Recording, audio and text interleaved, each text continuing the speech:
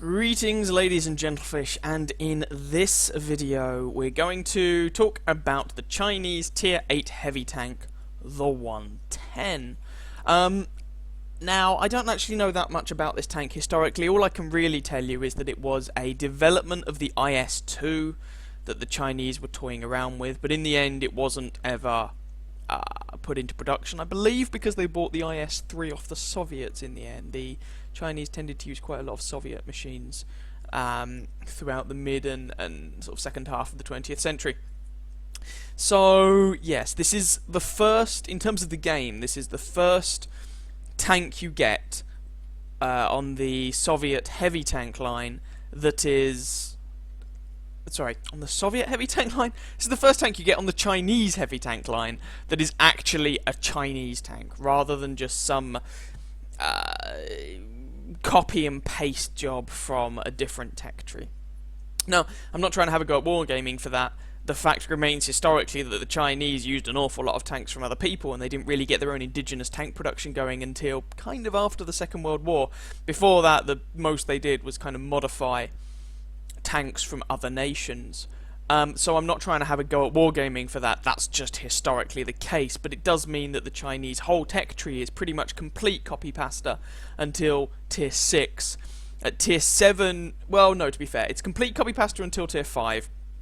At Tier 6 you get the first different light tank, Tier 7 the first different medium tank, and Tier 8 the first different heavy tank. So this is the first proper Chinese heavy tank that you come across. Now, obvious comparisons can be made with the IS-3. It's a Tier 8 heavy tank with this pike nose. But, and I will probably make comparisons with the IS-3 as I go throughout this video. However, one thing I would like to emphasize before we get any further, this is not an IS-3. We all good with that? Cool. What do you get in game? 1550 hit points it's about par for the course for a Tier 8 heavy tank, arguably slightly above average. It's certainly more than the 1500 you get with the IS-3. It's a 51-ton machine with a 580 horsepower engine, giving this thing a power-to-weight ratio of sort of somewhere in the sort of 11-12 kind of ballpark. I can't be bothered to work it out exactly. It's not great, and so... although it's got a top speed of 40 kilometers an hour and you can hit that top speed, it definitely feels like a heavy tank with that kind of weedy engine. It means you can struggle going uphill. Traverse speeds for the hull and turret of 30 degrees and 26 degrees per second respectively, of course bearing in mind with the track traverse that it will actually be some function of the stated traverse speed, the ground resistance, the engine power, all that jazz. So... that does not mean you will always traverse at 30 degrees per second, but nonetheless, it's alright. What I'm getting at is that the mobility of this tank is very much in the sort of fast heavy tank category. It's not like a KV-4 or an OHO or one of those really heavy machines. I'll talk more about the armour in a bit. For now, I'll just say, essentially, the armour for this tank is all on the front. If you're showing them your side or rear, you're pretty much invariably doing it wrong. We'll also talk more about the gun in just a moment. 380 meter view range is very respectable. It's not up there with the Carnarvon and the T-32 with a 400 meter view range, but it's also not dragging along at the bottom with the IS-3 and the KV-4 at a 350 meter view range. It's respectable and it allows you to do some spotting, though that should not be your primary task in this machine. Signal range of 750 meters is excellent, it's very good, but no one's really gonna get excited about that. So what about that gun? Well, okay, let's talk about two of these guns, because these are the only two guns you're ever going to have to deal with on this machine, if you've got any common sense. This is the gun you are going to be grinding with. This is the gun from the IS-2, and I'll talk about the grind in a bit, but this is the gun from the IS-2. 5 rounds a minute rate of fire, 175 pen, 390 alpha, you know the deal by now. It's the standard Soviet/Chinese 122mm horribly derpy weapon. The bloom values on this gun are horrendous, and it is not a very good gun to use at all. You want to be using this for the shortest possible period of time. There is a stock gun, which is an even worse version of this weapon, but if you've got any common sense, you'll never have to use it. Again, we'll get onto that when we talk about the grind. So this is just a grinding gun. You don't want to use this any longer than you have to, even though it's actually a larger caliber weapon than the Top Gun. But let's get rid of that for now. So, contrary to a lot of Chinese machines, and contrary to what you might expect, the Top Gun on this machine is actually, in terms of caliber, a downgrade. It's a 100mm gun from a 122mm gun, and if you actually look, and the Chinese have a habit of mounting very large guns in very small, or in relatively small turrets, which gives them the bad gun depression. But actually, this is a lower caliber weapon. So, rather than being directly comparable with the BL-9 on the IS-3, this is more comparable with the 105mm guns you find on, for example, the Tiger II or the T-32 or something like that. So what do you get? 6 rounds per minute rate of fire, 215 penetration with armor piercing. That goes up to 265 if you want to fire some APCR, and 50 pen with HE rounds. So the HE rounds on this aren't bad. They're not 122mm HE, which is better, but they're not bad. 320 alpha, 320 alpha, 420 with HE. Now this rate of fire alpha damage combination actually gives you, before they introduced the Japanese heavy tanks, the highest DPM of any regular tier 8 heavy tank. Since they introduced the Japanese, it's now the second highest. The OHO has higher DPM. But it's still good DPM is the point I'm making. Dispersion of 0.38 at 100 meters is okay. I mean, this is a heavy tank. It's not a sniper, so you're not really using this gun to snipe with. The accuracy isn't fantastic, but it's good enough to get the job done. Same thing can be said about the aiming time. 2.9 seconds is there or thereabouts for a heavy tank gun. It's kind of par for the course. One thing that I should note is that the dispersion values, the bloom values, when you move the turret, the tracks and all that jazz on this tank are not fantastic. They are, for example, worse than the IS-3. And so what this means is that, generally speaking, you want to let this gun aim. The aim time, the effective aim time on this weapon is not horrendous. It's okay, it's not great, but, you know, it's not terrible.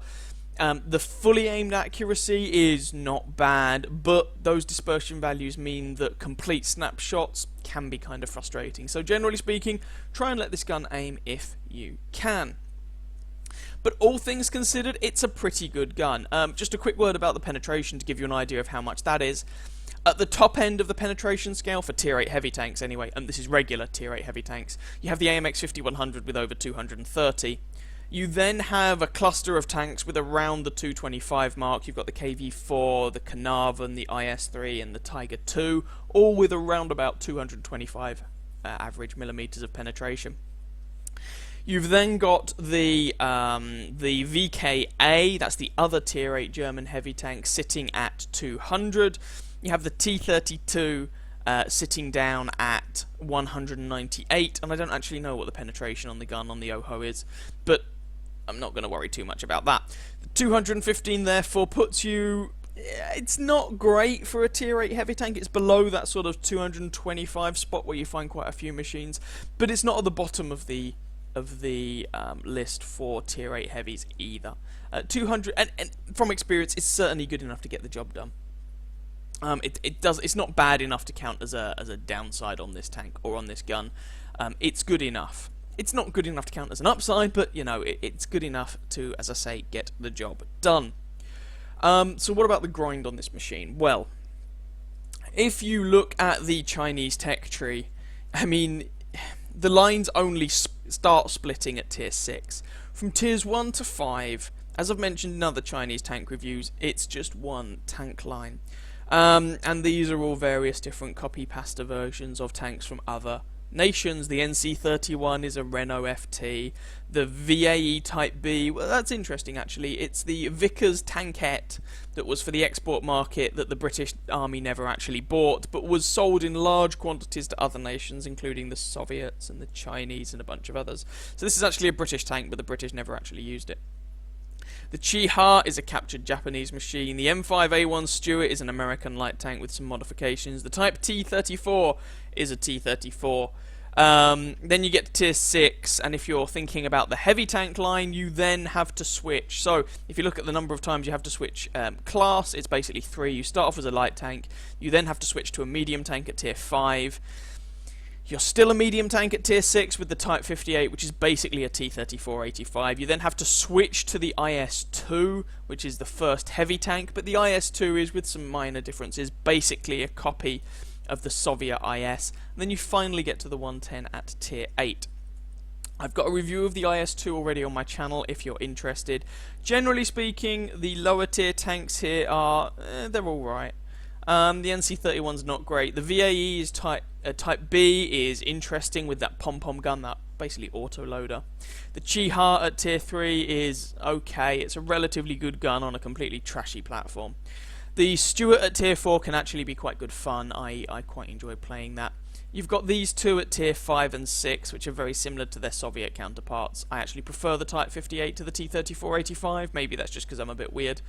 The IS-2, again, I prefer to the Soviet IS. That, again, might be just I'm a little bit odd. I don't know. And then you finally get to the 110. And what are you going to have unlocked? Well, you've got two 122mm guns here, the stock gun and a second gun. If you've got any common sense, you'll have already unlocked the second gun on the IS-2. Now, you do not have to in order to unlock the 110, but I do strongly recommend that you unlock this gun on the IS-2. Not only does it make the IS-2 that little bit better, but you're going to have to grind through it on the 110 anyway, and so the less time you spend using these garbage 122mm guns, the better, and so you might as well unlock that as soon as you possibly can. Obviously, you're not going to have the turret. You might have the Top Gun unlocked already, depending on whether you've gone down the Soviet medium tank line or not and gone through the WZ. However, I would recommend you do not do that. I strongly recommend you play the Soviet. If I keep saying that throughout this, I do apologise. The Chinese heavy tank line before you play the medium tank line, and so thus you won't have this gun unlocked. The top radio, I mean, who really cares, but you can have unlocked this on a bunch of tanks. If you haven't played any of the other Chinese tank lines, though, you won't already have this radio unlocked, for all that anyone gives a damn. The top engine, it's a very similar story, although in this case you can unlock it on the IS-2, but again it's used across a number of different tank lines, so you can use it on the medium tanks as well following this, and you won't have the top suspension. So your stock configuration hopefully will be this 122mm gun and this engine. I would strongly suggest prioritising this gun because the 122mm gun sucks. It's a 2.5 ton gun. Your turret goes up significantly in weight, so I can't actually remember, but there's a very good chance you're going to have to get the suspension before you can mount the turret, which you need for the gun, or use the enhanced suspension module. Talking about this Top Gun, the single worst thing about it is that it will cost you 59,000 experience to unlock. You might be tempted to just skip that out entirely. You don't need it for the WZ-111, but firstly, you will then be playing the 110 with these horrendous 122mm guns, and you don't want to be doing that. And secondly, when you get to the WZ-111, you're going to have to unlock that 100mm gun anyway in order to progress to the 113 at tier 10. And so, just make your life easier. If you, let me just say this, if you have not unlocked this 100mm gun on the 110, you are left playing the WZ-111 at tier 9 with this same garbage 122mm weapon. Don't do that to yourself, please. Unlock the 100mm gun. So there we go. There's the grind. So what do we have in terms of crew skills, equipment, and all of that jazz? I've got your standard 3 consumables. The only changes I would recommend is upgrading these to the large versions. You could swap out this a fire extinguisher or something for the premium food consumable. I can't remember what it's called for. Is it combat rations or something for the Chinese? I cannot remember. It is improved combat rations, yeah. But I don't recommend doing that because heavy tanks get shot. You don't want to burn to death. Equipment, nothing particularly spectacular. Vertstab, because if you can mount a vertical stabilizer, you basically always want to mount a vertical stabilizer. Vents, just makes the tank a bit better all round. Gun rammer, increase your DPM, nice reload. If you wanted, I guess you could swap out the vents for coated optics. You've got a 380 meter base view range to start with, which is not bad, but I wouldn't actually recommend that choice. There's nothing else I would particularly recommend you take on this tank. I mean, I guess you could use a toolbox here, but I can't honestly recommend it. That would be the setout I would choose, as I say, possibly swapping out the vents for optics, but I'll leave that up to you.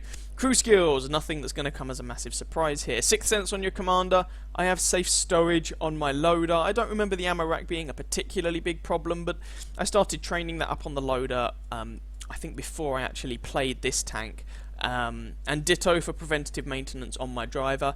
It was more that I'd heard and experienced with other Chinese tanks that as soon as someone looks at you, you take critical module damage. Now, it's not actually as much of an issue with the 110, but that's what I've got.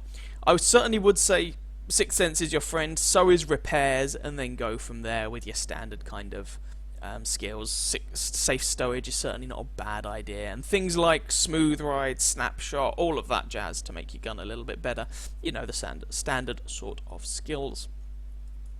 We'll go and have a look at the critical module locations and armor scheme, and then jump into some gameplay. Just before we do, to mention the general playstyle of this tank pretty much is front to the enemy, drive toward them, shoot them in the face. It's not a complex playstyle, but you can be caught out, and you do need to be a little bit careful, and some of that is going to be to do with things that I'll mention in a moment. So, without further ado, let's go and have a look at the armor and module locations and all of that. Just before we talk about the armor scheme itself, probably worth mentioning that this tank gets 6 degrees of gun depression over the front and the sides, and bugger all over the rear. It's like 1 degree of gun depression over the rear. So it's not good gun depression, but it's not horrendous either. Now, let's talk about the armor on this tank. As will come as absolutely no surprise to anybody, the rear armor is trash. The rear of the turret is also trash. There's actually this big section of 54mm that you could potentially... it's the weakest part on the rear of the tank, and if you had large caliber HE rounds, I'm thinking 122mm rounds and bigger, I guess, you might be able to put a HE penetration through this section of the tank. It's quite situational though. Whoops-a-daisy, sorry. It's quite situational though, and I wouldn't recommend loading HE specifically for the task. Side of the turret, where you can see there's multiple different armor zones here. You've got, I mean, if you're going to shoot this thing in the side of the turret, try if possible to aim toward the top of the turret, assuming that doesn't mean your shot's just going to miss. Because down here you can actually get some relatively tough regions, especially toward the front of the turret, where you've basically got frontal turret armor. Because this is not like a square box turret, the side/front armor profile is not as clearly distinguished and laid out. So if you can aim toward the top of the turret, do so. Side of the hull, well, it's worth noting that this is not an IS-3. You do not get the layers of vibranium coating the side of this tank that you do on the IS-3. The sides of this machine are not idiot-proof. You've got 60mm here for the bulk of the side armor. This upper part above the tracks is 90. Effective thickness is around 100mm for this top part. For this bottom part, effective thickness is about 60, but of course you have the tracks making it effectively 80. And if you put some angle on this, then you can effectively get some higher armor values. But you'll notice these are not huge values. I mean, 239 at quite a steep angle, and if you do that, your front is not looking quite so happy anymore. So really, angling this tank is not a particularly good idea. Because if you look at the front, you have this pike nose and you have these shoulder sections, and if you angle the tank, you're going to flatten these shoulder sections out and make them fairly easy shots for people. Or alternatively, they can just put shots straight through your front drive wheel, and it will go through that 60mm of hull armor, side hull armor, and it will penetrate you. This does not, I repeat, does not have the diamond shaped side armor that you get on the IS-3, the IS-8 and the IS-7. So don't rely on your side armor.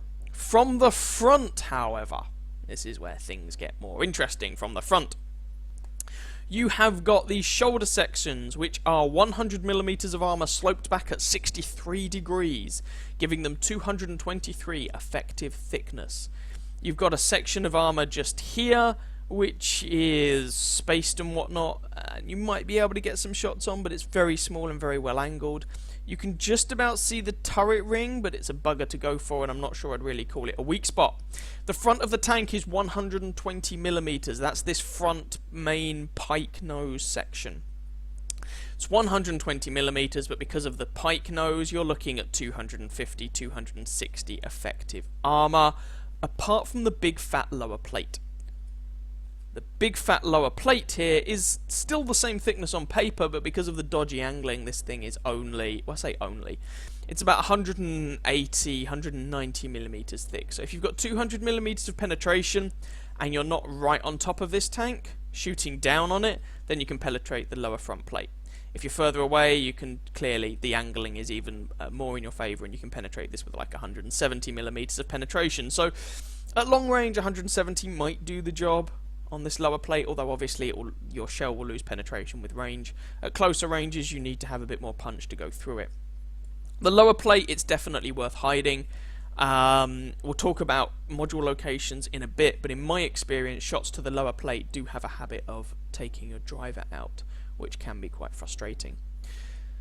Turret front, the turret front is pretty good, but it's not without its weaknesses. You've got these turret cheek sections, which are 201mm of armor, but the way they're sloped, they can get some very interesting armor zones indeed. If you were to try and punch straight through this, you'd be wanting to shoot where this cheek armor was the thinnest it could possibly be, without straying into the gun mantlet, which is made of unobtainium. And the best you're going to get is about 217, but it's not worth going for that shot. It's not an easy shot to make. 148mm of armor here, but rounded and sloped back at a stupid angle, making it very difficult to penetrate. Similar story for the section here, and up here, and all the way along here to the other side of the turret. Basically, anything below these commander's hatches is just not worth shooting at. And you just saw the gun mantlet, 461, 462, 467, 326... 290 is about as pathetic as it gets. I think we just found 1,133. There is 1 meter of effective armor. Good luck. 480, just don't shoot it in the gun mantlet. So basically anything below the commander's hatches is a no-go zone for shooting on the turret. However, what about anything above that? Well, you've got the commander's hatches themselves, which are 102mm thick, but you know, you don't really have much angling and sloping on that, giving them 110 effective armor. So, I mean, even tier 6 medium tanks can shoot them here and have success. You also have the turret roof, which is an interesting one. So, this roof section I'm talking about, it's 40mm thick, but look at the slope on that. You are never going to penetrate that with most guns shooting at this tank. However, it's 40mm thick. If something is triple the thickness, if the caliber of the gun is triple the thickness or greater of that section of roof, then you can penetrate. And so we're talking 120mm guns or bigger. Well, what sort of 120mm guns do you have that might be shooting this? In the main, you're looking at the Soviet 122mm guns, and they will overmatch your turret roof on this if they get a shot on it. This green section, they can overmatch and go straight through, which can make you quite a sad panda. Now, it's very rare. I'm not sure I've ever actually had anyone take advantage of that, but it's a bit like the IS-3's turret roof in that sense. So it's something to be aware of. In terms of taking artillery shells, well, the engine deck is 20mm thick. I mean, but you've got a frontal turret. If they hit you in the front, they're not going to do colossal amounts of damage. So it takes artillery shells fairly well. But hopefully you can see all the armor of this tank is at the front. So try to only show your frontal armor if you can possibly do so. Let's go and have a look at module locations, I guess. Okay, so I'm going back to WatchShot because the site I usually use for critical module locations isn't currently working. So from the front of this tank, I mentioned that shots to the lower plate seem to knock out your driver. Your driver is sitting here in the front of the hull, so and the lower front plate is the weakest part of the front of the hull. So yeah, don't be surprised if shots to that lower front plate take your driver down. If we look at this thing from the side, You've got, I think it's, yes, you've got, I should also mention, of course, from the front, you've got clearly your commander, your gunner, and your loader all sitting in the turret. From the right-hand side of the tank, you've got your loader sitting here in the right-hand side of the turret. The ammo rack is in the rear of the turret on this machine, and you can also make out the engine toward the back of the hull. And then from behind, the engine is still in the back of the hull, but the ammo rack is only on the right-hand side of the turret. So the left-hand side, unless the shell passes straight through, which of course it could, but the left-hand side won't necessarily knock your ammo rack out. It will, of course, potentially take down your gunner and maybe your commander. This website is not showing the fuel tank or the commander. I assume the commander is just here, because there's the commander's hatch, which would be on the left-hand side, which presumably is why the ammo rack is not there, because the ammo rack is by the loader, which makes perfect sense. There should also, I would have thought, be a second ammo rack on this machine. Usually you get two, but nonetheless, as I say, this website is not showing it. Sorry for the slip there. So I can only show you what I've got here. The main thing, as I say, that I've noticed is driver being knocked out, 2 shots going through your lower front plate. That being said, let's go and have a look at some gameplay. So here we go with our first game at top tier, as per usual. The second game will, as I'm sure you have guessed by now, be a bottom tier game, so we kind of get to see both sides of the coin. And this is an assault game here on Corellia. We're on the defending team. Now, the 110, because of its slightly lower penetration, it's good DPM, and it's good frontal armor, but armor that you cannot angle, it does mean that it really excels at eating equal and lower tiered tanks, and does potentially struggle a little bit. Well, struggle's the wrong word, but relatively speaking, it is not as good against higher tier machines who have the penetration to maybe go straight through your upper front plate, for example. Anyway, as I say, as usual, I will show you a bit of both just to give you an idea of how this thing performs. But I'm saying that just to point out that the top tier game is better, if you will, than the bottom tier game. Anyway, IS-3 here. Now we're trying to go up. Oh, low damage roll, but then we did hit him, so we can't whinge too much. We're trying to go up to A9 to try and stop people from just ploughing straight through toward our base here. But there was a IS-3 out of position, and so we took a pop shot at him. Average damage roll of 320 on this gun, so 250 something was not quite a min roll, but it was heading in that general direction. A min roll would of course be 240. And max roll would be 400. So we're still pushing up here. The enemy Su-100Y has died, so has a Lux and a T-150, and we've lost a Cromwell. So far that's a pretty good trade, but things are not always going to be rosy, and so far we've put a single shot into an IS-3. So we're just coming up here. There's our slightly dubious gun depression, but you can see that it's just enough that on this gentle rise we can still shoot this AT-15 in his commander's hatch. And although the accuracy on the gun on paper is not fantastic, if you let the gun aim, generally speaking, it will not let you down too much.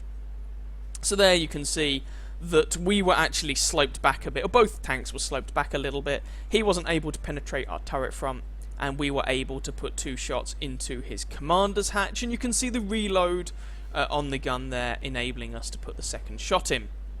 Now I'm being a little bit cautious here because I'm very aware that I don't have the gun depression to just poke over these ridge lines and slam people for all they're worth, and I don't want to take any shots into my lower front plate. That will make me quite sad. We know we've got the AT-15 around here somewhere. It'd be really good to take him out.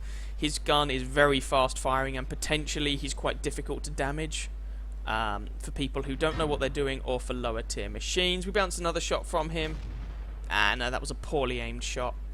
One thing to note about the replays here, I do actually... Oh, there you go. You can see, if we just pause this, where did he shoot us? Can we see where he shot us? Where's the hole? There we go. The hole there is in the commander's cupola on the left-hand side. You can see the bounces off the gun mantler and toward the turret roof. The guy's been aiming for our commander's hatch here, and he finally hit it. And when he does hit it, he penetrates without too much problem. Sometimes the camera, or maybe there's lag or something between, or a delay between what I'm doing and what's actually displayed, because I have checked, and sometimes you will see in these replays that the I appear to come out of sniper mode before I've pulled the trigger. I don't. I do pull the trigger first. But there we go. AT-15A has now gone. We did attempt to have a snipe at the turret roof of the IS-3. We have got an elevated position which exaggerates the size of that turret roof, but the accuracy on this gun is not fantastic, and this is not a short-range shot. I mean, this is 300-meter shot to try and take out the IS-3 here. And we'd probably be better served actually getting a lot closer to him. The flip side is we didn't take any damage from him either. And our T-71 executes the IS-3 in the end. Now, looking at the minimap, I could push toward the enemy spawn, but this is an assault game, so there is no base there for me to capture or anything like that.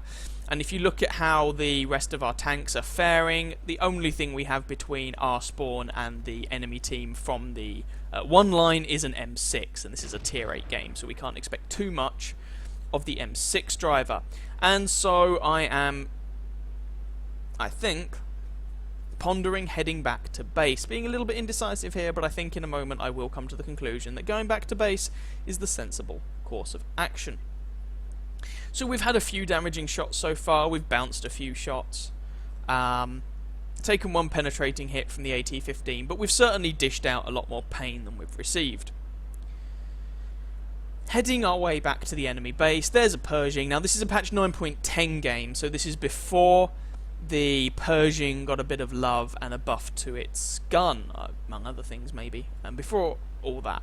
So this is the Pershing with 180mm of average penetration on its gun, with armor piercing that is. Of course that penetration skyrockets with APCR and goes up to something stupid like 260 or 270. T-29 takes out OM6. There are of course two T-29s on the enemy team, so we need to be a little aware of that. There's also a Sparpanzer 1C over here, a T-44, that Pershing that we mentioned earlier on. I know you haven't seen the T-29s yet, but trust me, we will do. And we have to be a little bit careful. There's the first T-29. There is an Su-100 camping on the hill, and a Rheinmetall Borsig. And remember, the 110 does not have magic side armor like the IS-3, so we do need to be very careful about getting shot by those guys. Now, I'm taking the route around this rock here. It gives me cover from the tank destroyers that I mentioned up on that hill region, you know, at around G7. And we've got, it should hopefully enable me to make this engagement with the T-29s quite linear. They're in front of me, I'm in front of them, I shoot them in the hull repeatedly, they bounce off me repeatedly. That's the general idea. And of course, T-29, if I can shoot it in the hull, I can penetrate it every day of the week, and the DPM on this gun will just absolutely murder them. But with the exaggerated pike nose, I can't remember if I mentioned this in the garage or not, but with the exaggerated pike nose, you have to be incredibly careful about coming around corners. Because, if you just have a look here, if I'm trying to come around the corner with the front of my tank, so not side scraping, you can see that I give them just this huge area on the side of this large pike nose to shoot at, and they can penetrate with relative ease. And if I attempt to side scrape, it's almost impossible to side scrape this tank without exposing those sort of cheeks to one side of the pike at a bad angle. So coming around a corner in this tank can be quite awkward. More so than the IS-3, because that pike nose is more exaggerated. Don't have shots on the T-44, take a bit of a snapshot there on the T-29 and manage to penetrate his hull. I had a bit of hull to shoot at. Now, this is not ideal, we have people from not completely straight ahead, but where did that shot penetrate? Can we see? We took a penetration there that took out our ammo rack. Our ammo rack should be in the right hand side of the turret, but there will be a hull ammo rack as well. I'm not sure where that is. Nope, I can't see the shot. Either way, we took a shot there that damaged our ammo rack. I have a quick look there to see where he shot me. I wasn't expecting that. So we have to repair the ammo rack, because I don't want to sit here with a 16-second reload with this gun. Screw that. Going for the commander's hatch on the T-29, but nah, no dice. There we go, bounce the T-29, or the other T-29, and there are medium tanks in our base. So we can't dither around against these guys too much. We really need to kill them. So I am backing off to a distance where I don't think the T-29s can actually shoot me, and then I'm going to move up around here and engage the medium tanks in our base, and potentially also engage the T-29s from a different direction, because that engagement with the T-29s, with them being hull down, is far from ideal. The enemy tank destroyers at this point have moved across the field, so they are no longer providing covering fire. I may even be able to shoot this Borsig, although actually it looks like it's going to be a bit awkward. So we don't have to worry about them so much, and so staying... Hello, Mr. T-44. There's the snapshot on capability of this gun. Not very good. So staying up there behind that big rock formation is not as important. I'm moving up here, and I just want to highlight something.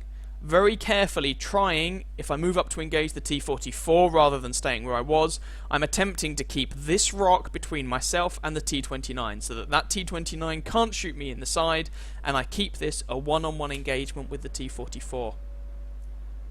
There we go, we take out the T-44. Now I don't know why, I flicked the front of my tank round the wrong way. He put a shot into my side. I take a shot from the rear from the T-29 because I did actually pull back too far and that rock was no longer covering me. But now the T-44 is dead, and we just have to deal with this pair of T-29s. 3 plays 3. Well, let's deal with these guys one at a time. T-29 is poked up to my right hand side. He's using the, is that 76 or 90mm gun, so I go for the shot on him. Again, trying to keep that rock to my left hand side between me and the other T-29 to make this a one-on-one engagement. And also trying to keep this T-29 tracked as I do so. The rate of fire of that guy is making me think he's got the 90mm gun, not the 76. Unless he loads APCR, he will have a very difficult time penetrating me. One more shot should finish him off. That's definitely the 90mm gun. Good night, T-29. And now his friend was moving up, but he didn't do it quickly enough. I was able to DPM the other T-29 into the ground before this guy arrived. He tracks me, but that's not a massive deal. I put another shot into his hull, and another 2, maybe 3 shots should be sufficient to kill this guy. Wiggling the front of my tank. Maybe that was a bit of a mistake. The reason I was wiggling the front of my tank is that I thought he has the big gun, so I thought he might be able to put shots into my lower front plate. I wiggle, and he actually seemed to put a shot, I can't see the hole, but into that shoulder cheek region, which puts me in the one-shot range for this T-29, which is a little unfortunate. So I'm moving close enough that shots on my lower front plate should be really difficult. Turret hug, he bounces off me. I'm going to beat his reload any day of the week, and we've got all the time in the world for the AMX 5100 to take the kill. Ah, well, what you going to do? Anyway, hopefully you got to see some of the strengths and some of the weaknesses there of the 110. So let's go and have a look at the results from this game. So that game ended up being enough for a first class mastery, unbreakable, unbroken, whatever that ribbon's called, fire for effect, is that a Spartan I think for bouncing a shot on less than 10% health, steel wall, and high caliber awards. We got 4,200 damage, 2 kills, and 1,276 base experience, as well as those 3 awards. At the end of the game, it was just myself and the AMX 5100 who were left alive. Commiserations to Zhao Zhao 1717, the enemy T-29, who racked up 3k damage. I assume he was the one with the bigger gun, though I could of course be wrong. He certainly played better than the other guy. In fact, I can probably find out which one it was. I killed the other guy, yes, so Zhao Zhao, or however you pronounce that name, was the guy who was nailed by the 5100 right at the end. 22 shots fired, 16 hits, 14 penetrations for that 4,200 damage. Most of that was from relatively close range. We received 13 hits, of which 5 penetrated, 8 did not, so that was 1,900 damage blocked with our armor on top of that. Spotted 2 enemy tanks, damaged 5, killed 2, and got 680 odd assistance damage, as well as 58 base defense points, and drove 3 kilometers. We didn't make a fantastic profit. I mean, the 100mm ammunition for this gun is not that cheap. I mean, if you look at it, 22 shots fired, 23,100 credits, so you're looking at just over 1,000 credits a shot. For a gun that only does 320 alpha, usually when you're looking at 1,000 credits per shot, you're maybe looking at 390 alpha, but in this case it's 320. So this is not the most profitable tank in the world. And we were almost dead, so 11,000 credit repair costs. Yeah, I can see that. And that was quite a high damaging game, 4,200 damage for that 41,000 gross credit income. Now with a premium account we'd have easily made a profit, 61,000 credits in, 27,000 credit profit, but we weren't running a premium account at the time. So there's the tank when it's top tier and able to beat the tar out of whatever it comes across. Now let's have a look at a game where it's bottom tier, of course. So, bottom tier game. I was originally going to show you a game I played in this thing, but I changed the game I was going to show you because the one that I was going to show is very much just kind of moving around and sniping from a distance, which kind of any tank can do. It doesn't actually denote that much. Also, I only just noticed I have First Warlord on my team in his FV4202. Sorry, he's a guy from the EU forums. I hadn't realised at the time that he was on my team, but he is. Now, looking at the tanks available to each team, this is a tier 10 game. There's about 4 tier 10s per side. The enemy has an extra tier 10. They have a tier 10 artillery, go figure. There's about... the enemy have 3 tier 9s, we have 5, and then there's a bunch of tier 8s. And the tier 8 light tanks that count as tier 9s for the purposes of matchmaking, essentially. There's 3 artillery on the enemy team, 3 artillery on our team, and if you actually look at what tier 10s the enemy team have, they have a pair of Batchats, an Object 907 and a T110E4, so they're not the best armoured tier 10s in the world. Which meant that I felt relatively confident coming into the town. I'm not going to come across an E100 that just plonks high explosive anti-tank ammo straight through the front of my machine. Now, sorry about that. Now, I'm not saying that the Batchat or the Object 907 can't put shots straight in the front of me. Of course they can. But they're unlikely to just be, well, maybe the Object would, loading up heat ammo, and I can damage them in return. There's a T-54. In fact, I can probably penetrate the lower front plate of the ST-1 as well. If I get a good shot on the T-54, I can take that, but that is not a good engagement with the T-54. So I'll just let the U-100 go forward and deal with him. I'm trying not to engage people frontally in this instance too much. Tier 8 heavy tank, if you can, try and shoot people in the sides and rear, and try and shoot relatively soft, squidgy targets. You are unlikely to ever be carrying a tier 10 game in your tier 8 heavy, but you can put in, you definitely can put in damage to assist your higher tier machines and to very much help your team get the victory. So far in the town, we've spotted a T-54 and an IS-3. We can definitely deal with the IS-3. 215 average penetration is enough, and there goes First Warlord. Oh dear. 215 penetration is enough to go through the pike nose of the IS-3. And if you look at our team disposition, very few people have actually gone up to the sort of A1 medium type location. We've got a couple of Leopard prototypes who appear to have stuck around the base. I've just been spotted, fair enough. And so we've probably lost the north of the map, which is a little awkward, but there we go. I'm just trying to find an opportunity here to preferably put shots into people's sides. That looked like a GWE 100 or something, and there's a Batchat. This is a slightly dodgy location because I'm aware that the Batchat can definitely penetrate the front of my tank. He gets around the side of me and misses his first shot. And I am going in for the turret hug here because I want to make it as difficult as possible for this guy to actually damage me. He's flubbed 2 shots. He no longer has enough damage in the magazine to kill me, although I do take a shot in the side from the ST-1, which might change things. Batchat flubs another shot. Penetrates his last shot, but it's not enough to kill me. He has messed up too many of these shots, and I've managed to bully a tier 10 medium tank to death with my tier 8 heavy tank, which is quite satisfying. Now, if I hadn't taken that shot in the bum, I think it was from the ST-1, I'd have been on more health, but I did, so I'm not. Object 907 is now engaging our Conqueror, so if I can get any shots in to help the Conqueror, I will definitely take them, whilst keeping an eye out for that ST1, so that he doesn't just pop around the corner and finish me. This object really should, if he gets the opportunity, prioritize me, because then he will only be taking shots from one target, but as it is, he manages to kill the Conqueror anyway. And I am not poking around that corner again, because there'll be a 100mm shell straight into my tank. I won't really have a chance to bounce it, and I'll die, so screw that. I'm just waiting for the pair of leopards to come up behind this object and give him a 105mm APCR injection into his posterior.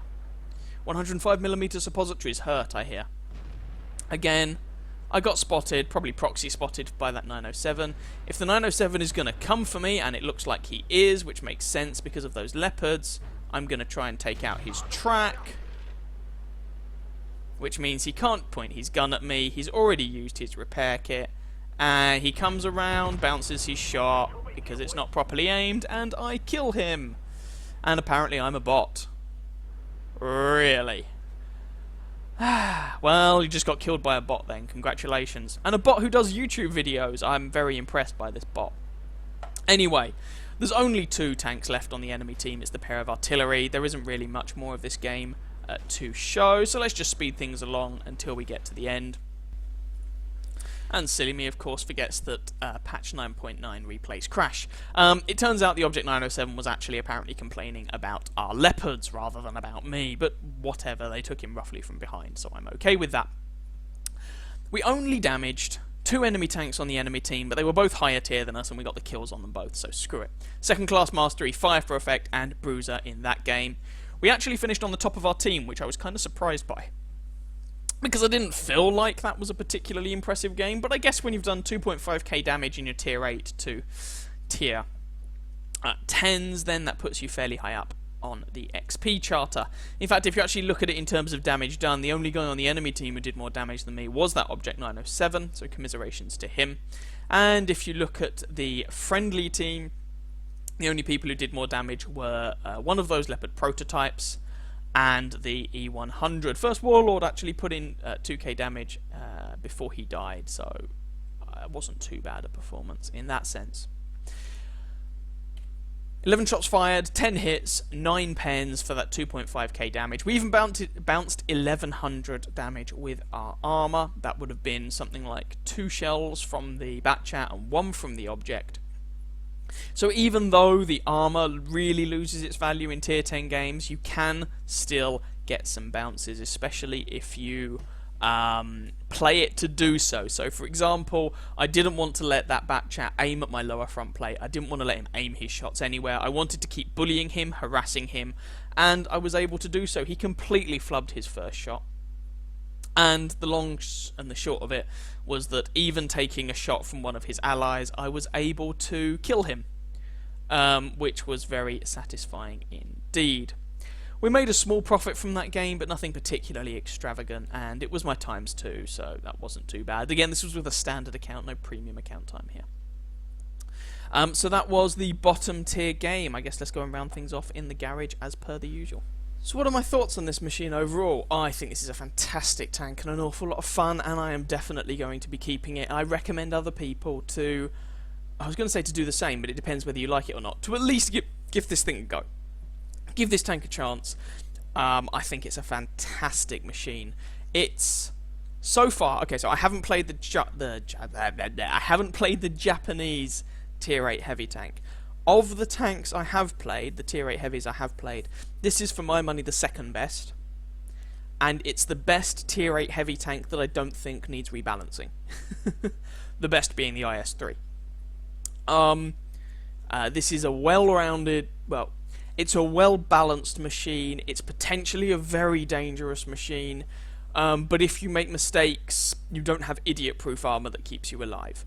But it's a really fun tank to play, and I do recommend you pick it up and give it a go.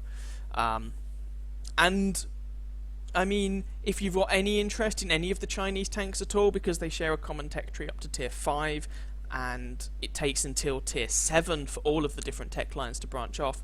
The Chinese tank line is actually quite an XP efficient tech tree to go down, and to have by the end, if you want, you know, a tier 8 light tank, a tier 10 medium tank, and a tier 10 heavy tank, if that's what you're going for. Anyway, I hope you guys enjoyed that review, found it informative. If you did, please feel free to catch some of my other videos and or subscribe to my channel, and I wish you very happy hunting on that battlefield. Ciao ciao.